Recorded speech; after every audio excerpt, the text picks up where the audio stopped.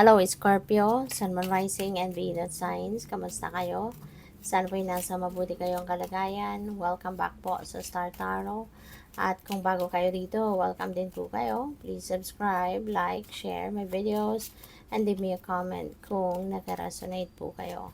So, first card, day Scorpio, we have sunshine. And the sun is shining on you.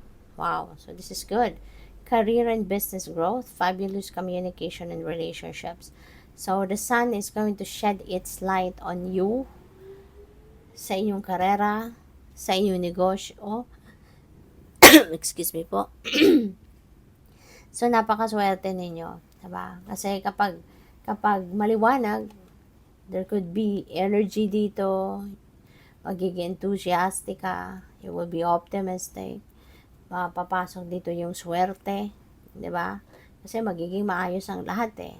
Di ba? You will be excited, you will be high vibe, no? Kapag ganyan, ang yung swerte, yung positivity, didikit talaga sa iyo. Di ba? So maaring ito na yung simula ng pag-alagwa ng inyong karera, pag-alagwa ng inyong negosyo, kung meron kayong negosyo. So, ito na yung simula ng inyong success, Scorpio. Hindi man ito overnight mangyayari, but this is the start, no, of a growth, diba? Sa iba't ibang facet of life ninyo.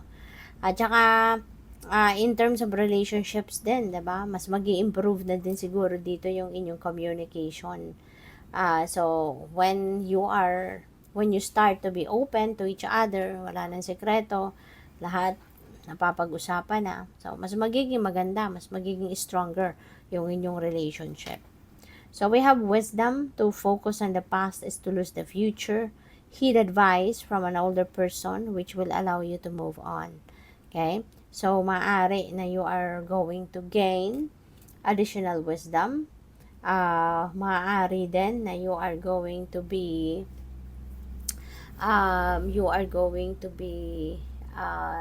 listening ngayon, or baka magkukonsulta ka kasi.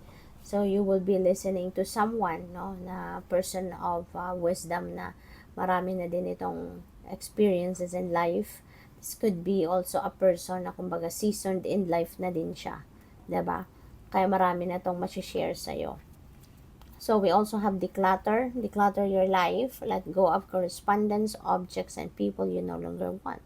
So, panahon na para maglinis, no, ng sarili ninyo. Maglinis ng buhay ninyo. Tanggalin nyo na mga tao, sitwasyon, bagay, anything that doesn't serve your best interest.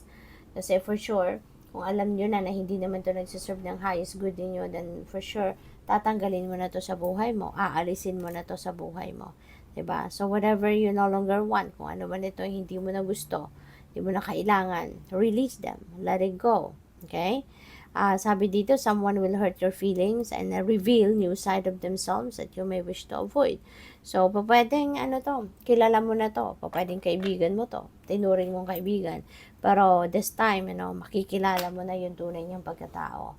Maaaring ngayon, mabibisto mo na siya, madidiscover mo na hindi naman pala siya sincere sa'yo, hindi loyal sa'yo, hindi siya mapagkakatiwalaan, diba? So, mayroong magpapakilala na talaga ng kanyang tunay na kulay, tunay na pagkatao sa'yo. Kaya, maaaring, pero mas mabuti na din ito na habang maaga, hindi ba?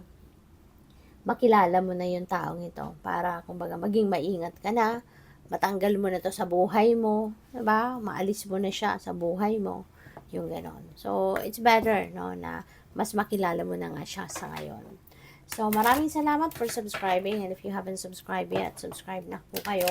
And maraming salamat din for not skipping the ads. Malaking bagay din po yan sa akin.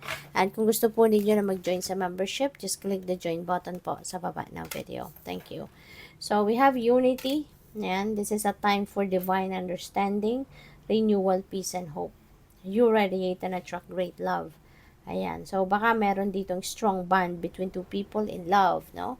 Pwedeng, baka kayo, kung single pa kayo, baka ngayon makikilala mo na yung magiging person mo. Baka ngayon makikilala mo na yung magiging jowa mo. Something like that, diba? So, possible then, Scorpio, na ang iba sa inyo rito is going to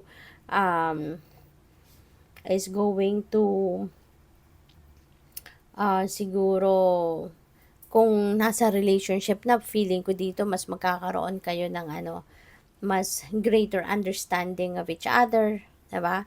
Mas magiging mapayapa ka na, 'di ba? Ang inyong kalooban sa person mo, yung ganon. So, I can sense the love, no, for each other dito. For those of you na nasa current relationship na.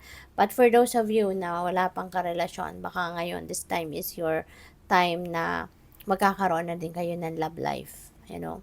So, we have cracker, positive energy surrounds you, so which is really beautiful. Love, joy, and good fortune await. Ayan, so, mapapaligiran ka ng positive energy, mapapaligiran ka ng positivity, so which is good. Kaya naman, you know, you will feel the love, you will be feeling joyful, at merong swerte na nag-aantay sa'yo. Good fortune, di ba? Merong nag-aantay sa'yo na swerte.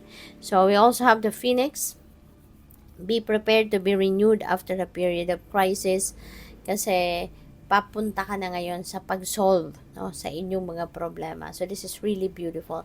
This is exciting na finally, kumbaga, malalagpasan mo na yung hirap, malalagpasan mo na yung struggles ngayon, and you will be rising above your situation.